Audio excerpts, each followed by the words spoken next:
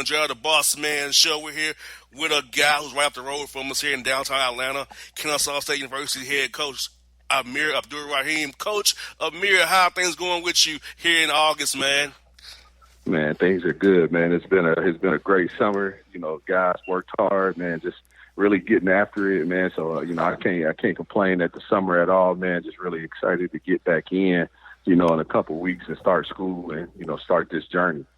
Well, Coach, I'm gonna tell you a quick story that may date you and I both. Okay. When I was at TSU back in 05 to 09, I knew you was in Murray State, so I knew about you Yes, from sir. then. We was in Murray State. So before we get started, Yep. what are your thoughts about Murray State as a school and the overseas league and how it's grown over the years? Because I feel like overseas basketball down is growing like crazy right now. And how was it when you came down and played TSU at Gentry when you was at Murray State there?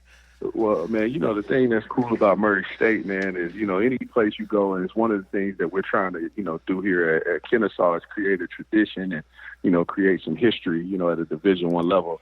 I mentioned to you before we jumped on, just what Coach Engel has been able to do at the D2 and NAIA level. We want to kind of, duplicate that at Division I level, so with him, so with that being said, Murray is a special place just because it's literally the best environment and best tradition in the OVC. Now actually, having Belmont has gave them a little bit of competition.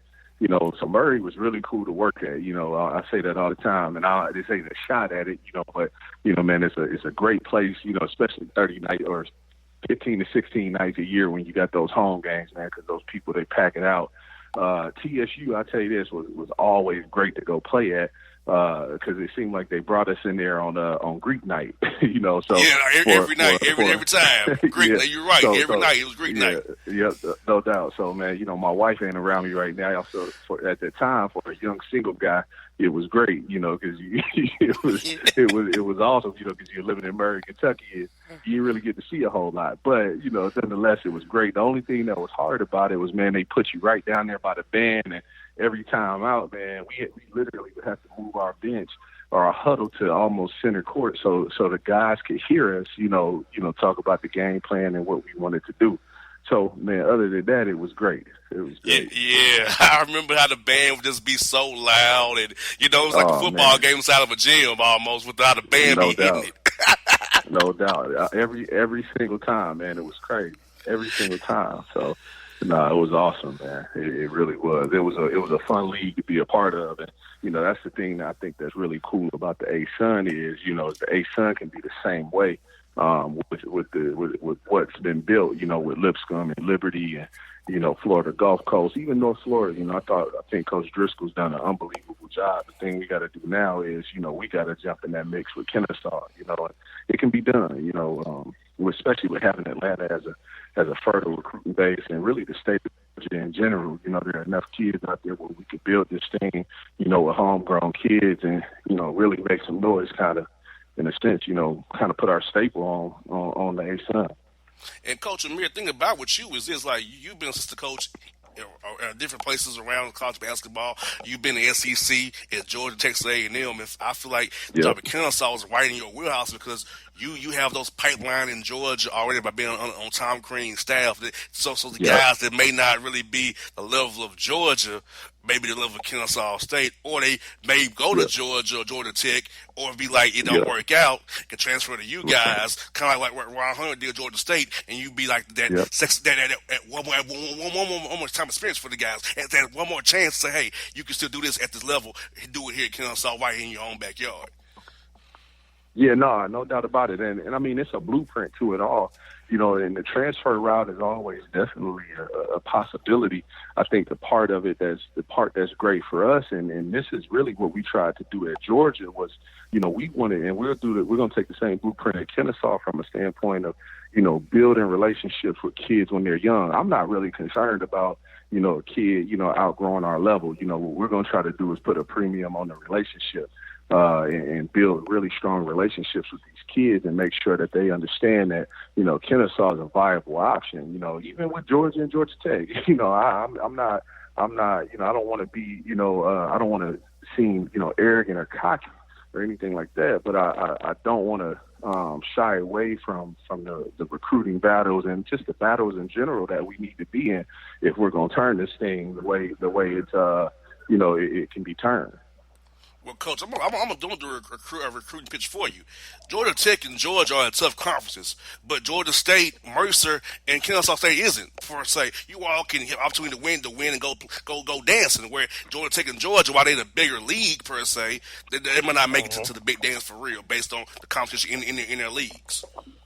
Yeah, no question. I mean, and that's the thing. I think people look at mid-major basketball sometimes like it's an issue. Like, oh, well, it's not the highest level. Well, the ultimate goal, I think, of everybody, right, is to play in the NCAA tournament. Got so that right. if we can, if we're in a league, regardless if it's a one big league or we're able to get two teams in or whatever it may be, as long as we can be in that conversation and to build a program, you got to be in that conversation year in, year out. That's our goal. We don't want to be, a one-hit wonder. We don't want to just do it once. We don't want to do it just twice. We want to be in that conversation every year. So whether it's, the NCAA tournament, whether it's the NIT, we need to be, we got to build this thing the right way into, where we can get to a point where every year we're in that conversation of postseason play. But again, we can't skip steps either. I think that's the biggest thing. I think being at the places that I've worked at over my career, I can remember when we got to Murray State, we had to we brought in 11 new players our first year to a program that was used to, in a sense, that was used to winning. I mean, you walk in Murray in the arena at Murray State, and I mean, it's just banners everywhere. So it took us some time, and people, some people, were restless. Some people actually, gave us a chance, and in year 4, really year three it started, but year 4 we kind of really broke through in a big way, going 31-5, winning the regular season, winning the tournament, and then beating Vandy in the first round of the tournament. And what a lot of people don't realize is we were a shot away from beating Butler the first time they went to the Final Four. So to me, it doesn't matter the level as much as it's getting the right type of kids, building the program the right way, having an identity, and then, really just going from there. And, Coach, also, Kennesaw State, however, is a great academic programs as well, and a great part of Atlanta. And I feel like, Coach, you can get high school freshmen, you can get JUCO guys, grad transfers, transfer guys, and international guys, because Kennesaw offers so many different things educationally as well for kids, young men to grow from. So it's a great part of town. They're building up out there around Chastain Road, Wade Green Road. They're building it all out there, make it real nice. So guess what? You're in a area of your own to have it to yourself out there, because once you get past Kennesaw, ain't much else out there, so you got out there to yourself pretty much. No doubt, man. And that's actually been one of our selling points, and it's not a negative or a knock on anybody else, but I think personally, and I could be wrong, everybody doesn't look at it like this, but I think when kids are deciding to go to school, you want to try to give them the best experience they can have. And what I mean by that is you try to give them a college feel, a campus feel, but coming from a guy who went to junior college in Garden City, Kansas, played at Southeastern Louisiana, lived in Murray, Kentucky, the thing about small towns sometimes is, you don't get, it's hard to get certain places, so exactly. At Kennesaw, to be able to have a campus feel, and then at the same time, you're 30 minutes from downtown Atlanta, no traffic. There's no traffic, or which never happens. Or even to be able to have two malls within 20, 25 minutes with Town Center Mall and Cumberland Mall, and especially the way they're building up that Braves area, the Battery area.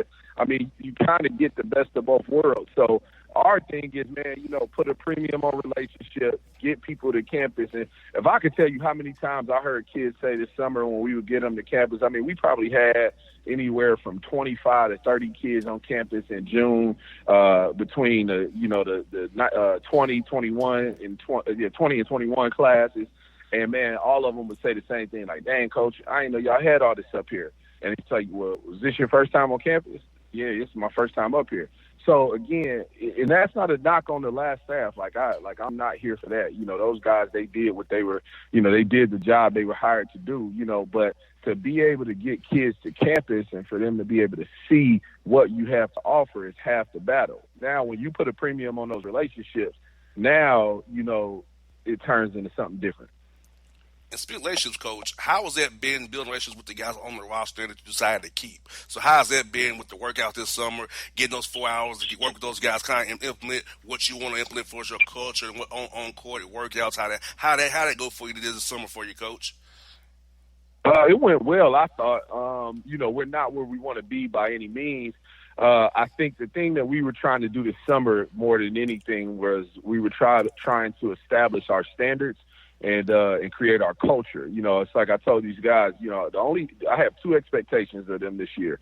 One is, every time we step between the lines is to play hard and compete.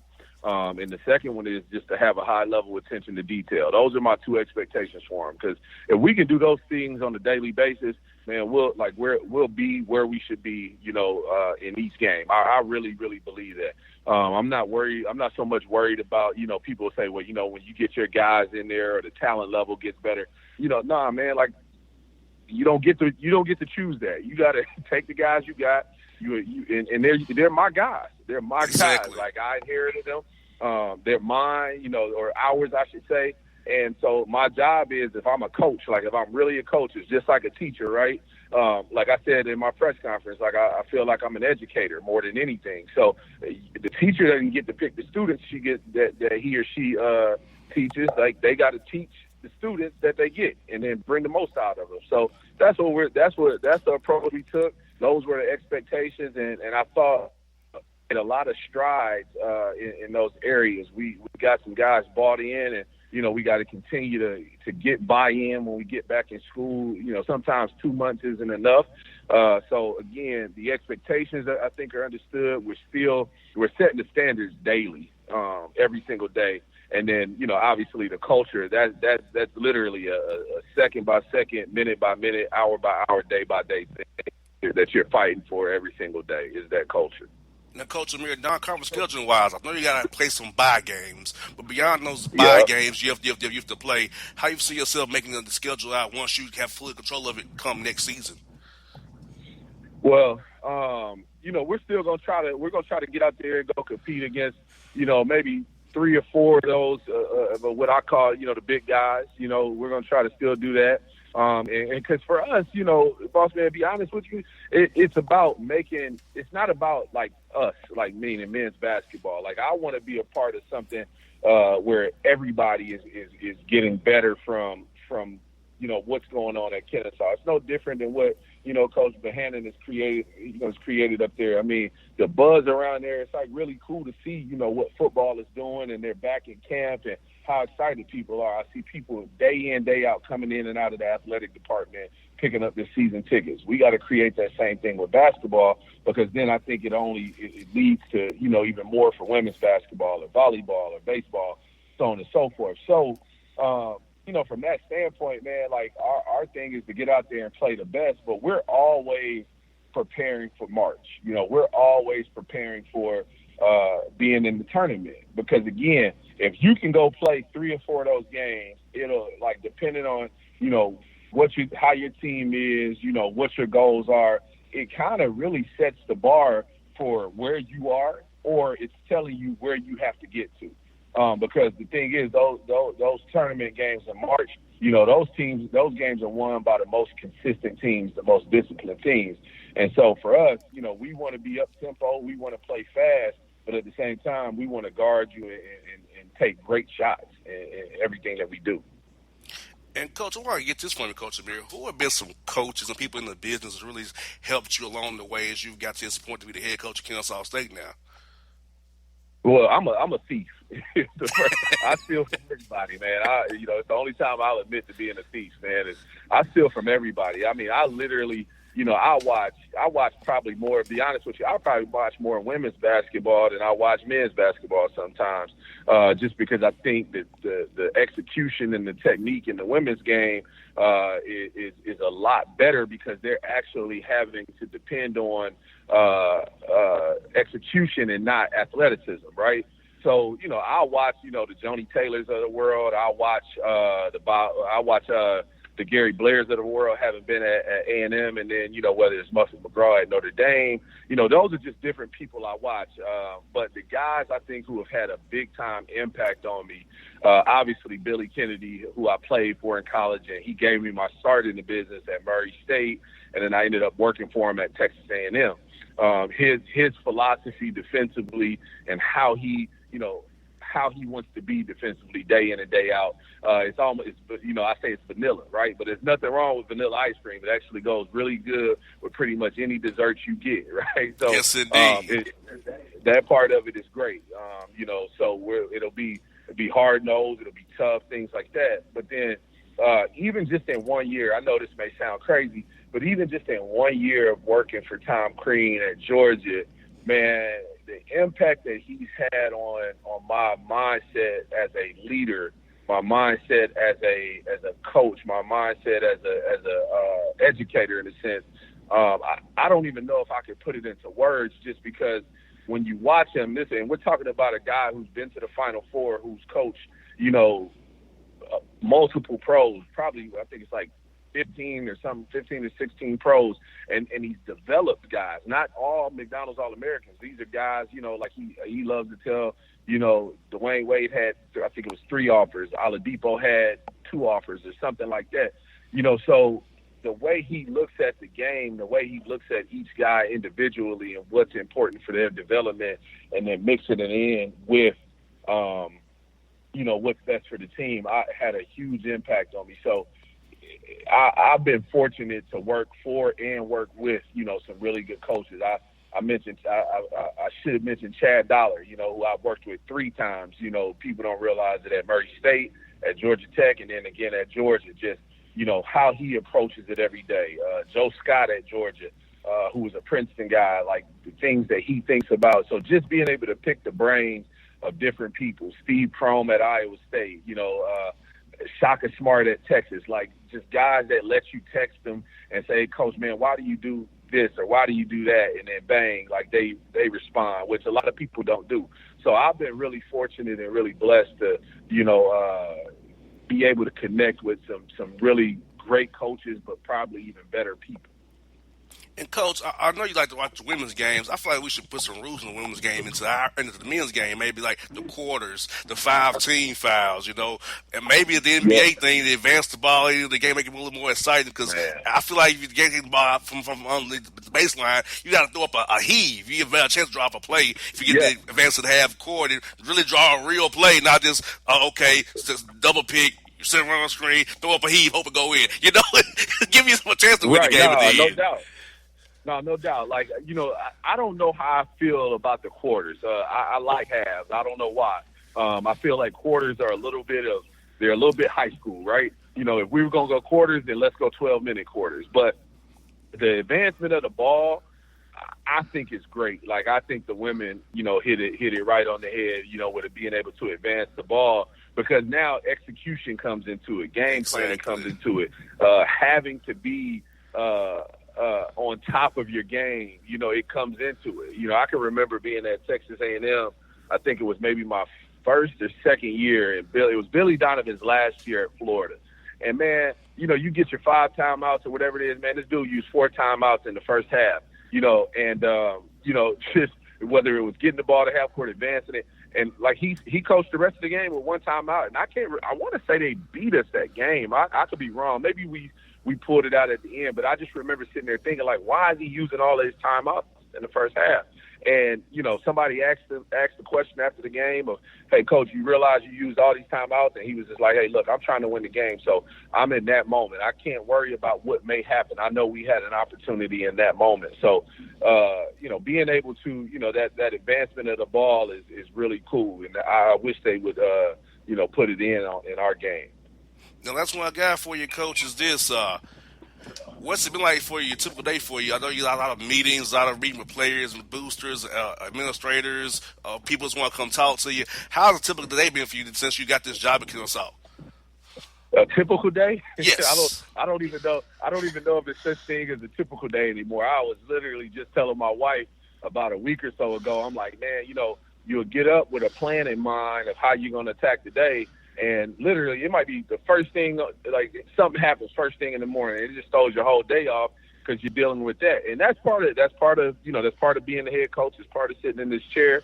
But the typical day is not a typical day. It's like you're kind of adjusting. That's the typical day. You're learning to adjust. And to me, that's where I'm comfortable. I'm comfortable adjusting. That's basketball, right? Like that is the game. It's being in the game, 40 minutes, adjusting to the things that people throw at you. So when, I look at these days like they're helping me not only, kind of as a coach, but they're helping me as a leader too. Just adjust to the things that come at you. It's like the old, cliche of, life isn't about what happens to you. It's about how you respond. So a typical day is just responding, over the last 2 or 3 months. Well, Coach, it's been great to have you on the show, man. I've been wanting to get you on for a while, man. I've had on Coach Lanier and Coach Gary as well down at Mercer. So I just want to make you part of the group as well. Get you on, let's all say some love here on the Bossman Show, man. No, Bossman, I appreciate it. I mean, I tell you this, Georgia basketball, like across the state, I think we, are fortunate to be with a lot of great high school coaches, a lot of great AAU coaches, but then you look at the college coaches that are in this state from, like you said, Coach Gary, Coach Lanier, Coach, don't forget about my man, Coach Byington down there at Georgia Southern. You throw in Coach Passner, Coach Crean, even Coach Mitch Cole up at Berry College. Like, there are some really, really good coaches in this state, and I personally feel fortunate, to be able to pick up the phone and call one of those guys and say, Coach, man, even though you're competing against them, just say, hey, man, what are you guys doing with this and thinking about that? I sat with Coach Lanier in Myrtle Beach the last session of the summer, man, and he and I sat together for like 3 games, man, just talking basketball, talking strategy, talking life, talking coaching, talking family. So that part of it is really cool. I'm glad to have all of you in the state, man. I look forward to covering your game this year, and I look forward to you doing big things because Casey Alexander's gone from Lipscomb now, Coach. The ASA is for yours to take. Casey gone to Belmont. No, that's the plan. But like I said, man, we go take it a day at a time and build it the right way so we can sustain it, man. We don't want to be no shot in the dark, man. We want to have a real program. Yes, Coach. It's been great, man. Talk to you real soon, brother. Best luck to you. All right. Boss man, thank you. You're welcome. Folks, it's Amir Durahim here on the Bossman Show. My heart skips skipping the beat. You're not close enough, so that space between you and me, let's lose it. The way you're dancing, swaying to the music, girl, that body and how you move it. Every time you cross my mind, girl, I lose it. Alexa, play the Country Heat playlist. Okay. I don't think you know what you're doing to me. You got With Amazon Music, a voice is all you need. Get tens of millions of songs. Download the Amazon Music app today. It's maybe the night that my dreams might let me know. All the stars are closer. All the stars are closer. Tell me what you gonna do to me. Confrontation ain't nothing new to me. You could bring a bullet, bring a sword, bring a morgue, but you can't bring the truth to me. Alexa, play Kendrick Lamar and SZA. Okay. Maybe the night that my dreams might let me know. All the stars are closer. With Amazon Music, a voice is all you need. Get tens of millions of songs. Download the Amazon Music app today. till the tears run down from my eyes. Lord, somebody, ooh, somebody, can anybody find me? Somebody to love. Alexa, play hits from Queen. Okay. Somebody to love. Somebody. With Amazon Music, a voice is all you need. Get tens of millions of songs. Download the Amazon Music app today. I was back here in Jared, the Bossman Show. We're with Coach Zach Claus here over the Idaho Vandals out of the Big Sky Conference. Coach, how are things going out there in Idaho, man? Doing terrific. Thank you for having me. Coach, I know it's been a whirlwind for you getting the job in July, man. What has it been like this whirlwind from now, and we're here in August as we get ready for the fall camp to open up in October, man. What's it been like for you to get the chance to lead this squad so far?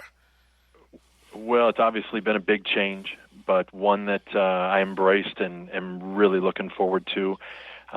Have made, comments in the past that the players, they were here in the, during all of it, and whether it was our returning guys or all of our incoming guys, the combination of the two meshing so well together, they've made it. Obviously, what has been a challenge has made it all terrific on my end. They've been really receptive. They've been supportive of one another. They've worked their tails off.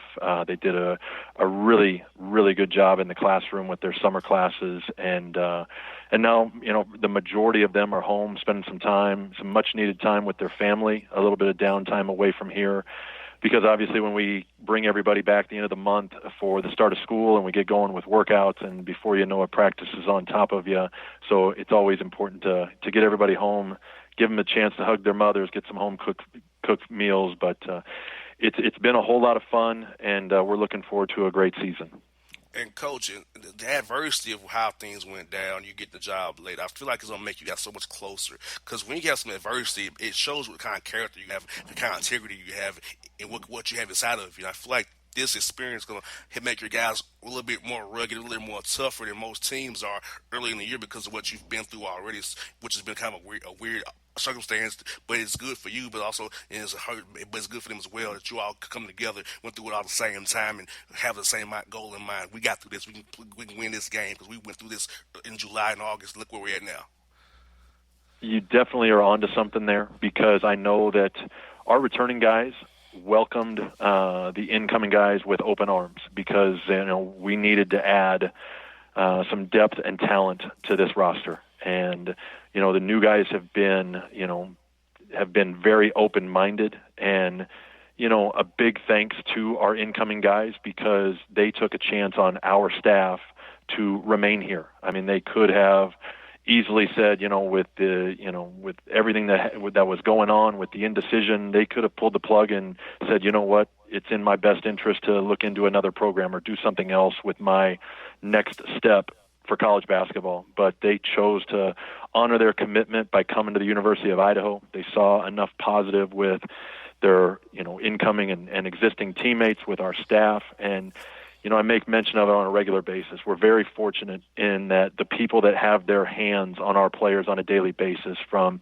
Jake Scharnhorst, who's our strength coach, to Krista Gray in academics, to Joe St. Pierre, who handles all of our media, and then all the way to Justin Pomar, who's our athletic trainer. Those people that have, an immediate impact on our guys each and every day just make everything run smooth. And we're very fortunate that way. We've got some terrific people in this department, again, on our staff that have made it possible for the kids. But again, I think you're onto something, that these guys are rallying around one another and have definitely supported one another over the past month and a half. And Coach, what did it mean to you for the administration to give you the opportunity to lead this team? Because I'll tell you what, for them to tab you as an interim coach, I mean, that must have meant a lot to you, because you've paid your dues in this business, from being a basketball ops guy to becoming an assistant coach on the bench. So you've paid your dues. So for them to look at you and say, hey, Coach Zach, we trust you to lead this program this year to get these young men where we want to be in the Big Sky Conference. Well, I certainly take it as a compliment that they entrusted that to me. But at the same time, again, I work with a terrific staff, and, I know that our sole focus is to make sure that we have a terrific season ahead, that we pour all of our energy into making this the most positive experience for these kids in this program for the upcoming season, and then we go from there. And Coach, for the workouts, were you implementing some scheme-wise? You were just trying to see what you had for the guys, or trying to get them some shots up, get them some drill work done, get them some conditioning done? Were you trying to actually put in some schemes for doing the 4 hours you guys had to work out each week?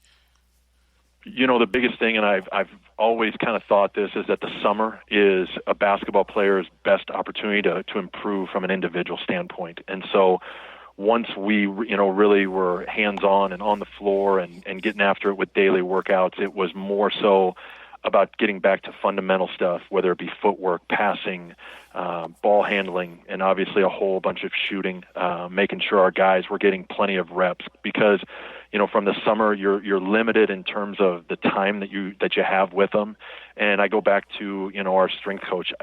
He has such a he does such a good job with our guys and has such a persona about him and just puts off such a level of toughness and confidence that I didn't want to take anything away from the amount of time that we spend in the weight room as a whole, because again, this is a group that needed to get bigger and stronger and quicker and more agile in the weight room. So it was a combination of a great deal of individual workouts on the court, and then getting into the weight room and, spending that extra time in there to improve individually. And, once we get them back here in the fall, once school gets started, we'll do more in groups, and then we'll start doing more team stuff as practice approaches. And I know we have a long season, and I know that we're fortunate to have an older group that I know will be able to pick up on stuff quickly. So again, the summer was more geared toward them individually. And, Coach, speaking of your team's play this year, when teams watch Idaho Vandals play, what do you want them to take from watching your team play every night as you compete this season? Well, I'd say right off the top, guys that play hard, that compete, from the opening tip to the final buzzer, and no matter what the score is. And we play the game the right way. We're moving the ball, we're sharing the ball. We're complimenting one another. We're picking up one another when we dive after a loose ball, but we're also respectful of our opponent. We play the right way, and that this team's going to compete each and every time they're out for a game. Yes, indeed, Coach. And instead of having an older group at the mid-major level, Coach, having an older group is dangerous because those guys know how to play. Some of these, how we school, all these young kids are still developing, don't know how to play the right way. And guess what? You go and get some in the non-conference schedule or catch them in March. A team like yours, a little older, they can beat those teams. They're not used to those pressure-packed moments that your team maybe y'all are used to because they're a little bit older. I agree with you. I think, we've got a bunch of guys that are hungry to play at this level that, again, like we talked about previously, that are rallying around one another and, through not only, the little bit of adversity this summer, but, coming off of a year where, admittedly we struggled and, struggled a little bit in terms of, just guys not quite being ready to play at this level. I don't anticipate that being the same this upcoming year. We have guys that have been through it. We have guys that have played at a high level, whether they've come from, junior college or a 4-year transfer. Doesn't matter. They're going to be ready to hit the ground running and compete each and every time out.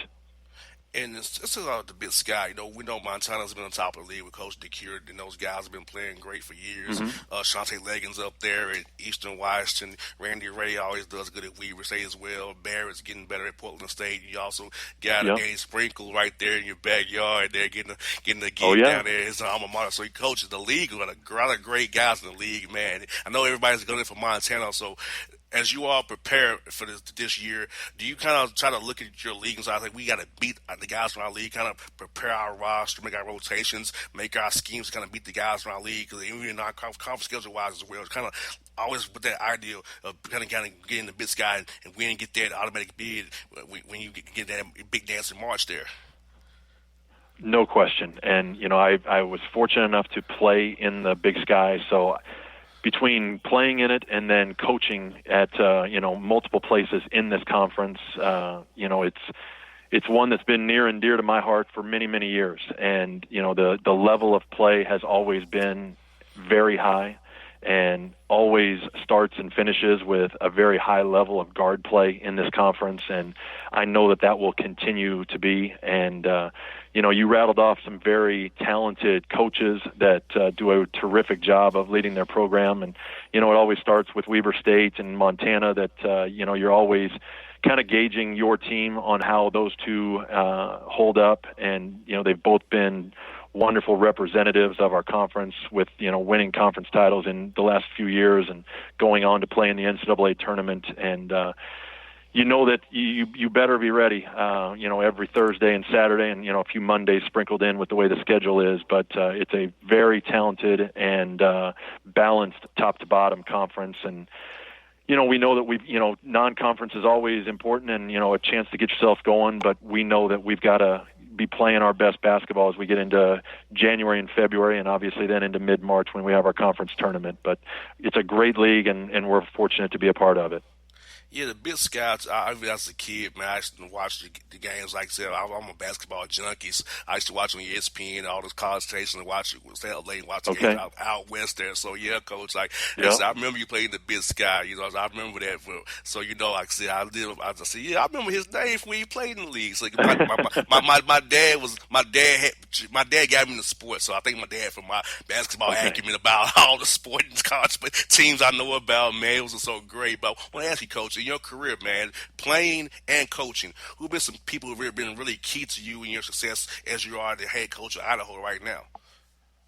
Well, from a coaching standpoint, I was very fortunate. I spent 10 years coaching at the University of Nevada, and I was brought on when Mark Fox, who's now the head coach at Cal, when he was there, and then after he left to go to Georgia, I stayed there and worked for David Carter. And I've known Coach Carter since 1996 when I transferred out to play at Eastern Washington, and he was an assistant there. And, to work with and for those two guys was fantastic, and learned a great deal from them, and to have both of them as mentors has been tremendous for me as I've continued on coaching since my time at Nevada.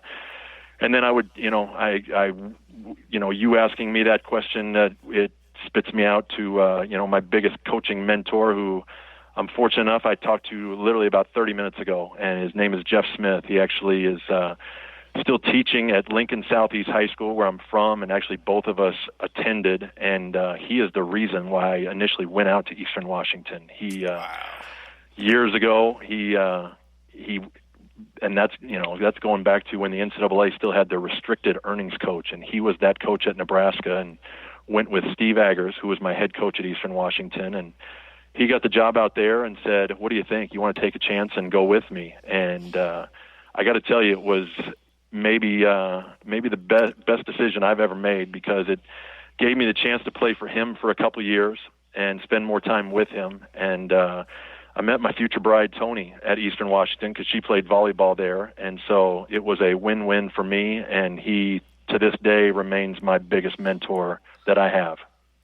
Coach, it's mighty funny you say that. I was on the phone with my girlfriend, and we talked about how we met, which is kind of weird how we met, how we came about. So the same you say that, basically, I had a conversation with my girlfriend about how we met. I really forgot to get out the show with you right now. So you say you went to this white met your bride, how I met my girlfriend at Atlanta Hawks game of all places. It's kind of things. Oh, there you go. I like it. So, man, it's funny. We had same conversations pretty much as like an hour ago. But, yeah, Coach, I'm so happy for you to get this job, man. I love college basketball. I love talking to coaches around the country. I love giving y'all a platform, talk to the kids here in Georgia and outside of Georgia as well, where I affiliates, because I feel like mid-major basketball is not covered the way it should be. And if I have a platform, I'm definitely going to give you guys some airtime and cover you guys the best way I possibly can. Well, that's terrific. I appreciate that, and we're definitely happy to join you. Yes, Nick, Coach Zach, have a great time out there and leading those Vandals, man. We'll talk to you real soon, buddy. Okay. Thank you again for having me. Have a great rest of the day. You too. Thank you. Okay. Go Vandals. Yes, indeed. Folks, that's Coach Zach Kloss here on the Bossman Show. My heart skips skipping the beat. You're not close enough, so that space between you and me, let's lose it. The way you're dancing, swaying to the music, girl, that body and how you move it. Every time you cross my mind, girl, I lose it. Alexa, play the Country Heat playlist. Okay. I don't think you know what you're doing to me. You got With Amazon Music, a voice is all you need. Get tens of millions of songs. Download the Amazon Music app today. It's maybe the night that my dreams might let me know. All the stars are closer. All the stars are closer. Tell me what you gonna do to me. Confrontation ain't nothing new to me. You could bring a bullet, bring a sword, bring a morgue, but you can't bring the truth to me. Alexa, play Kendrick Lamar and SZA. Okay. Maybe the night that my dreams might let me know. All the stars are closer. With Amazon Music, a voice is all you need. Get tens of millions of songs. Download the Amazon Music app today.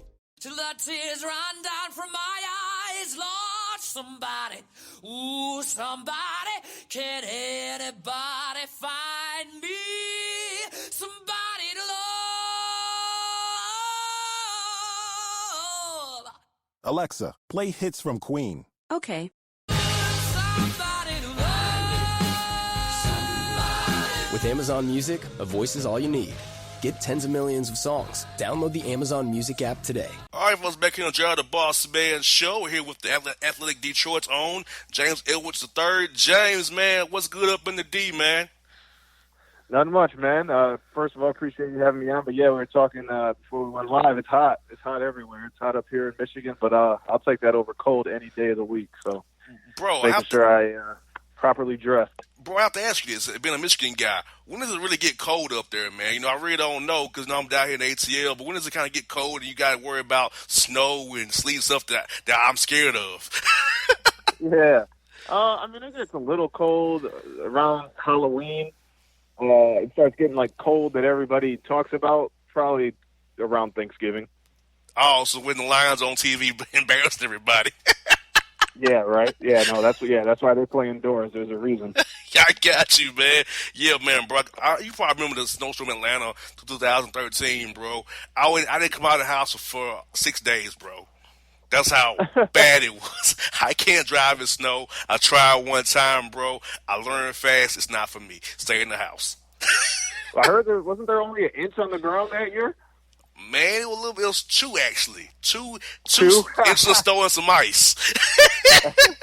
They don't even think about closing school around here until 4 or 5 inches. So I understand when you're not used to it, that's different. And when you throw in the ice, it's a different story. But, yeah, no, 2 is – we got to go on about our day with 2. You got that right. Hey, man, it's all good, though. Well, bro, let me ask you this, man. The Pistons, in my opinion, have had a great offseason so far, brother. So how would you grade what the job the Pistons front office did this year with bringing in Derrick Rose, Snell, Markieff Morris, the draft pick as well, and, making some of those periphery moves they've made so far? Yeah, I give it a solid B, a high B. I think they did what they set out to do. They needed more creation, more playmaking. They got that in Derrick Rose.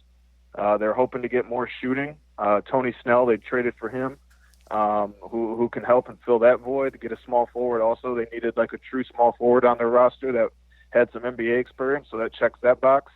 And then Markieff Morris, if he can get back healthy, that's another guy that, I mean, at minimum, he's a solid bench player, and at his best, he's a low-end starter. So for the little amount of money they had going into the offseason, they got 3 really solid pieces that will play significant time for them this coming season. So you can't give that anything less than a B, given the circumstances in which they were working with. And the move of hiring Dwayne Casey, I thought was firing Stan Van Gundy, who's one of my favorite people in the whole world. I love Stan Van Gundy. I know you probably enjoy covering him as well. But how was it to cover Dwayne Casey, James? And how is he as a coach? And how do you feel he'll take his roster further in year 2 now, get his system more implemented now with the Pistons? No, I enjoy covering Dwayne. It's super cliche. I always call him he's a Southern gentleman. He remembers everybody's name. He's very polite. He's also pretty funny. I don't know if people know that. I don't think I knew that until I covered him. He's a funny dude. He can be a little bit of a smart ass sometimes to people, but he does it in a very polite way.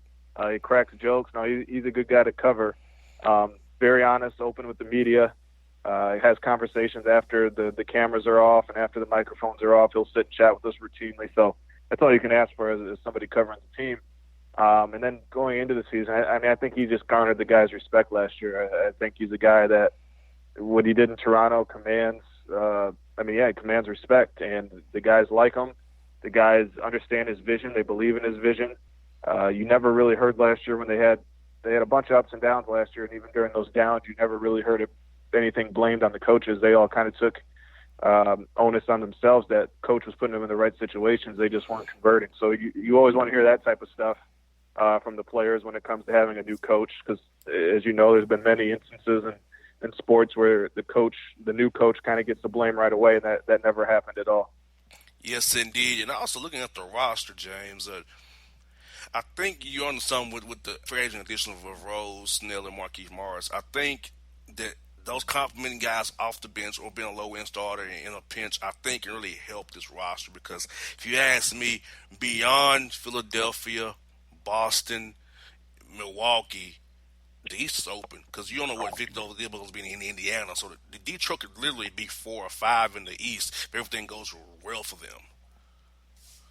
Yeah, I think I wrote about this in a mailbag that's coming out tomorrow. I think realistically the ceiling for them is the 6th seed. Like you said, I think Philly, Milwaukee, Boston, Brooklyn, and that's 4. And every year I look at Indiana and I think, man, if the Pistons at their best are probably a little better than Indiana, but Indiana over the past 2 years has really kind of shown that they're consistent and that they have a stable foundation. So I got to give them their respect and put the Pacers over them, even without Oladipo maybe not ready for the beginning of the year.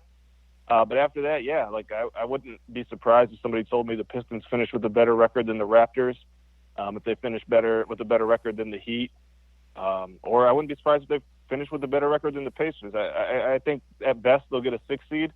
But like you said, if everything goes right and Indiana's foundation kind of crumbles in a little bit, I wouldn't be that surprised if they got a 5 seed. Exactly. And are there any moves they want to make still, or are they done for the most part? Or maybe be a periphery move, maybe for a bench guy, a shooter here or there, or are you hearing they're pretty much good on moves right now? I get the sense that they're probably going to go into the season with the roster they have right now. I wouldn't be surprised if maybe they traded Langston Galloway, who's on an expiring deal. That's one thing this new front office has shown is that they're willing to trade expiring contracts to get assets and not let guys walk. So Langston Galloway is a guy that Coach Casey likes in terms of what he brought on a night-to-night basis defensively. He's undersized for a 2-guard. He's known as a shooter, but he's been streaky since being in Detroit. But I could, with the young guys that they have, there's a lot of young guys on the wing, and they might want to open up some room for them to fight out for a rotation spot, and you could see Galloway go. But I assume if there's going to be any deals, it's not going to be till closer to the deadline. But again, Langston could be one of those guys that could go before.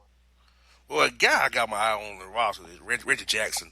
Last year of his deal, man, his health is always tricky. So does he have a long-term future in Detroit? Think they may just trade him away and get some assets back, get something back for him? Because, if you ask me, you traded for him, you had to pay him, but he ain't really lived up to what his contract is worth right now, if you ask me.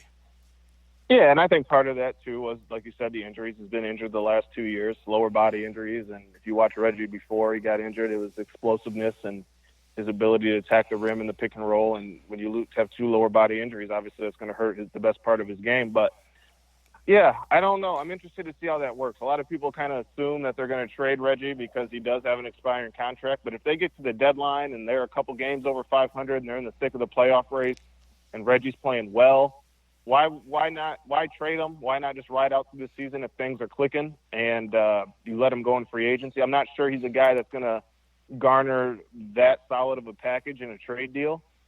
If you call around and you can get something that you think is a young piece that you think can maybe grow into something. Obviously for Reggie, you're not going to get a high-end young player, but maybe like a second-round pick you like or something like that, or future picks. Maybe you do that, but I think it all is going to depend on where the Pistons are around that deadline.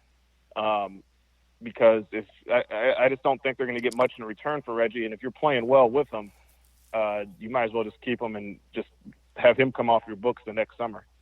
And I expect, James, it be a heavy trade year because of the money. Because you look at next year's free agency class, it's not that good, first of all. Then you have teams with money, the Atlanta Hawks, Charlotte, Cleveland, Toronto. You're not trying to go there and play. So it's kind of like let's just want to check. But so I feel like there'll be a lot of deals being made this year because of how the cap money was spent this offseason as well. So I think there'll be a lot of different things you see moving pieces that we see come February around the deadline there, in my opinion. No, that's a good point. I agree. Like you said, there's not many. The free agency class isn't strong next summer. Not many teams have abundance of cap space, and the teams that do aren't really free agent destinations. So I agree. I think that's probably a good way to think about how it will go leading up to the deadline. Now, James, I think you guys have a small window to win with Blake and Dre because Blake has 2 years in a player option. Dre has a year in a player option on that's when his deal. So do you feel like you have to capitalize in the next 2 years with those guys? Is that anchoring on the front court, and hopefully he's been shooting around those guys. And Blake can play a point forward for you as well, and try to take advantage of the weakened Eastern Conference before we don't know how Kevin Durant comes back for the Nets or whatever. And the Sixers may get better if Simmons can ever get a jump shot. So, how do you see that window with Dre and Blake still here for the Pistons try to capitalize on having those two talented guys in the front court next couple of years before their contracts run out? Yeah, I mean, I'm just of the belief that it's very hard for the Pistons to do anything of significant note that would make them Eastern Conference contenders within Blake's window. I just don't see that foreseen trade happen they really need like a premier wing player, like a Bradley Beal would be great. I just don't see how a deal for a guy like that becomes available in the next 2 or 3 years. Their best young player right now is Luke Kennard, who's a fine young player and gets kind of overlooked because, I mean, here in Detroit, people are coming around to Luke, but they were upset because the Pistons took him over Donovan Mitchell. And then nationally, people don't really pay attention to the Pistons, so they're not really paying attention to how good Luke has developed. And Luke's been a really good player for them. He was their best player, I thought, during the Bucks series. I mean, Mike Budenholzer, I asked him if he was game planning for Luke after Luke went out and scored 19 in Game 1. He said, yeah, in Game 2, he was much more of a focal point in our game plan. So Luke's a good player, but I don't know if any of these young assets that they have can be flipped into something of substance. And I just think the Pistons, what they got to do is try to build the best team they can around Blake and Andre, who have worked well together. That's not the issue. They just got to find a way to be a little bit more balanced around them, and they're going to have to do that with smart moves, in-house development of the young guys, hitting on draft picks. It's going to be a process, but I just don't see a splash trade happening with this organization just because unless like a couple of these young guys, one or two of them really take massive leaps, which could happen, but I'm just not sure I see it happening within the next 2 years. And just want to ask you about the Grand Rapids Drive there. They're going to hire Donnie Tyndall as the new head coach there. What's Coach Tyndall meant to the G League team? I know Coach Casey had him up there at the Raptors 905 when he was in Toronto. So have you had a chance to talk to Coach Tyndall much and see what he's all about? We know what happened with him at the NCAA, but he's definitely a decent man. Coach Stackhouse, Vanderbilt swears by him, had him in the 905 with him as well. So what do you know about Coach Donnie Tyndall and what he's going to bring to the Drive this year? Yeah, I don't really do too much with the Drive, so I'm not like looped in that regard. But Donnie is a guy that I've met on several occasions. He's actually, like you said, he's a nice guy. In my encounters with him, I tried out for the Drive and wrote a story on it, like what it's like to try out for the G League team. And Donnie was the one by my side, like making sure I was still breathing and making sure I was all right and was going to make it and had some water. And yeah, no, Donnie's around the Pistons a lot. He's a guy that, from all accounts, knows the game, can get respect from players. It's going to be an interesting transition, but it seems like that guy is well respected in the NBA circles. I think he'll be a head coach in the NBA when I think he's young enough. He's only 49 years old. I think he can be a head coach. Coach Casey's in his 60s, so I think Donnie, if he stays on the right path, man, you hear it here first thing, he may be here, be NBA head coach here down the road here real soon. Yeah, I wouldn't be surprised. I got to see how he does with the Drive, but I know they liked him as an assistant with Coach Kruger last year. So now it's just waiting it out and see what he does with the organization. Last one I got, I talked about this was off the air with you, James, about John Mason, man. I tell you what, I listened to some of those old Piston intros in 2004 and 2005, man. Mason was on fire, man. I watched him on the league pass. I still hear him do the Detroit basketball. I'm like, my man be getting it, how he clean with those names, man, the lineups, man. So for you, get to see this guy all the time, man, seeing what Mason comes up with, man. How's that experience been for you and the fans up there in Detroit? Oh, Mason's loved in Detroit. I actually did a Q&A with him a few weeks ago to kind of learn more about how he comes up with the stuff he comes up with. And it's pretty interesting if you get a chance to check it out on The Athletic. But, yeah, I mean, he's just a creative guy. A lot of the stuff he comes up with, he told me, was like he used to be a comic book fan, so he tries to treat the players like comic book heroes. And that's why you hear those little blurbs like whatever he says with Blake Griffin, muscles ripping Blake Griffin and stuff like that. He tries to make these guys feel like superheroes. And he's loved in Detroit. He's loved around the NBA. He's well known. He told me that guys like Kevin Durant, Russell Westbrook, and Steph Curry says he's the best at his job, and he's a nice guy. I don't know if people know this, but the TV show Martin was actually based on Mason. Oh wow, I did not know that. Yeah, so he started as a radio disc jockey, and if you watch episode 1 of Martin, if I'm not mistaken, Martin gets a call from a caller, and they're yelling, "Mason, Mason." He's like, "No, Mason's gone. This is Martin." But it was if you read the Q&A, he tells me the whole story of how the Martin, the company, I think at the time it was Martin aired on Fox or UPN when it first came out, and how they approached him about doing the show about him, loosely based on him. Wow, you know what? It's funny because I can quote John Mason calls, man. Like, especially when his jersey reads, "Oh, she." Mr. Rushy.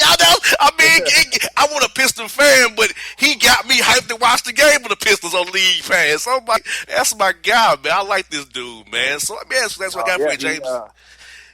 Bro, I think he's one of the first. He's either the first or the only PA announcer from during the All-Star game. He was the first or the only, if not both, PA announcer to be transported to do the All-Star game. Usually they have the announcer from wherever the city is, but I forgot what year it was, but the NBA wanted him to do it. I think it was the year that the Pistons had I can't remember if they had 4 or 5 of the starters in the game, but it was that year, and Mason was the PA announcer. I remember he did it in Vegas, too, that year. Yeah, yep. I remember that, too. Yeah, Mason's a classic dude, man. Last one I got for you, James, is this. The arena. How is Little Caesars Arena different from the Palace of Auburn Hills? And I've been to the Palace a few times, but how is it different? Little Caesars, I've been downtown at the new arena yet. So what's the difference for the fans with the Pistons actually being downtown, not up there in Oakland County and in Auburn Hills?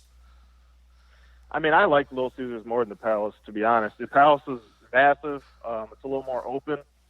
LCA is a little more. It reminds me kind of a college arena. When you're on the floor, everything's kind of on top of you. The seats go up and not as far out.